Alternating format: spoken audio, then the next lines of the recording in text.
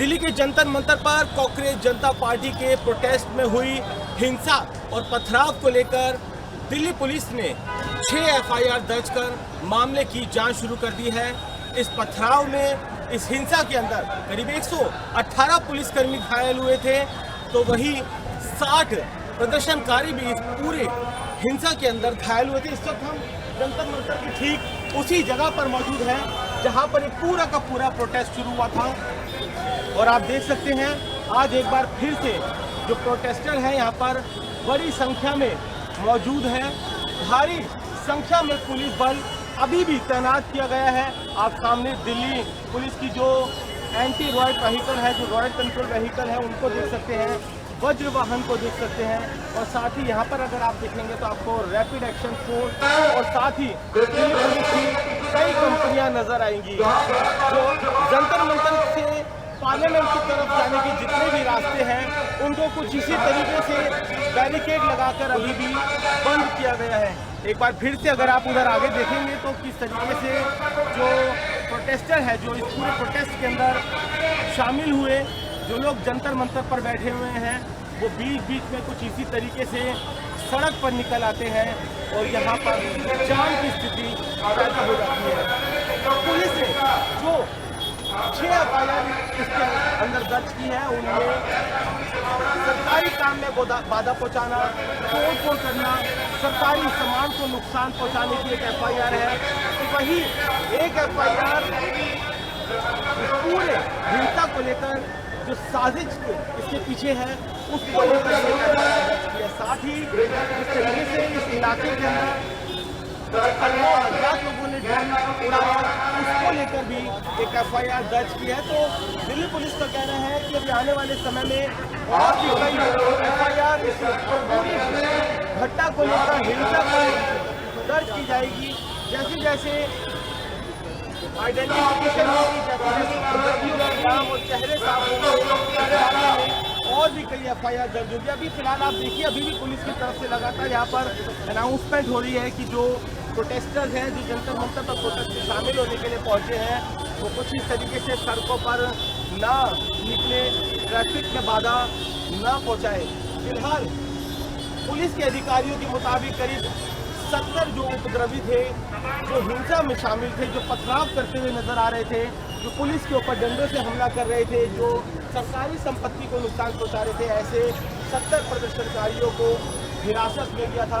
अभी फिलहाल पुलिस अलग अलग एंगल से भी पूरे मामले की जांच कर रही है कि इस पूरी हिंसा के पीछे किसी की कोई साजिश तो नहीं थी।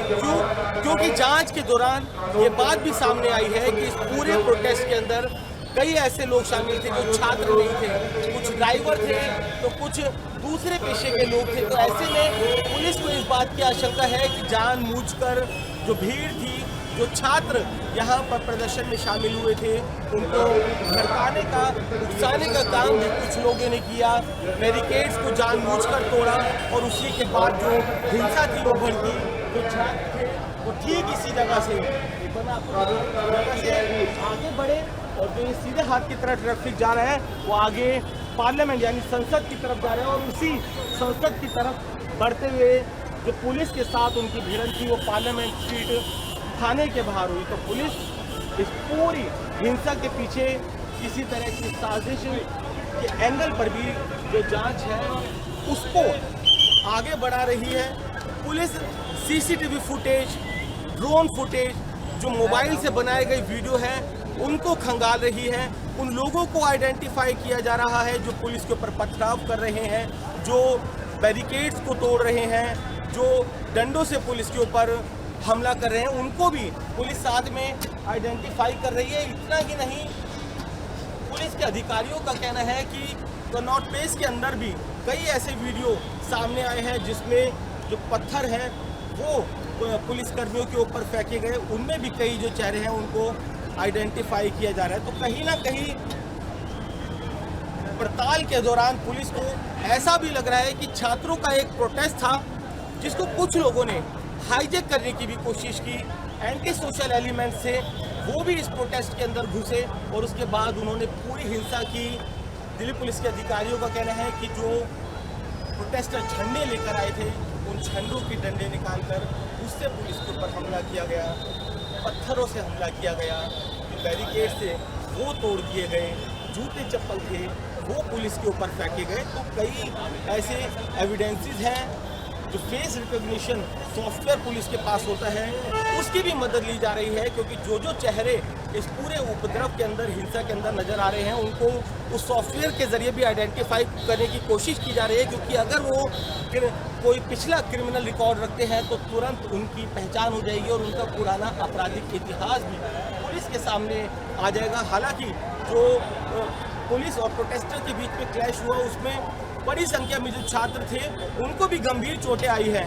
करीब 60 ऐसे प्रोटेस्टर हैं जिन्हें आरएमएल अस्पताल में भर्ती कराया गया है, जिनमें कईयों को काफ़ी गंभीर चोटें पहुंची हैं। तो इस पूरे मसले के पीछे क्या किसी तरह की कोई टूल किट थी, किसी तरह का फाइनेंशियल सपोर्ट मिल रहा था, क्या जानबूझकर छात्रों को उकसाया गया, ये वो सभी एंगल है जिस पर पुलिस अपनी जांच को आगे बढ़ा रही है। एक बार फिर से आपको जंतर मंतर पर हम दिखा दें कि किस तरीके से अभी भी चारों तरफ से बैरिकेड्स हैं, जो एंटी रॉयड गाड़ियां हैं पुलिस की, वो लगातार इलाके के अंदर घूम रही है। बड़ी संख्या में अभी भी जो छात्र हैं वो इस प्रोटेस्ट के अंदर शामिल होने के लिए पहुंच रहे हैं। कि आप इसी रेड लाइट पर देखेंगे जहां पर सबसे पहले जो बैरिकेड तोड़कर जो प्रोटेस्टर्स थे वो आगे बढ़े थे, वहाँ पर अभी भी आपको काफ़ी बड़ी संख्या में वो छात्र नजर आएंगे जो कि इस प्रोटेस्ट का हिस्सा बनना चाहते हैं। पुलिस की तरफ से भी साफ किया गया है कि जंतर मंतर से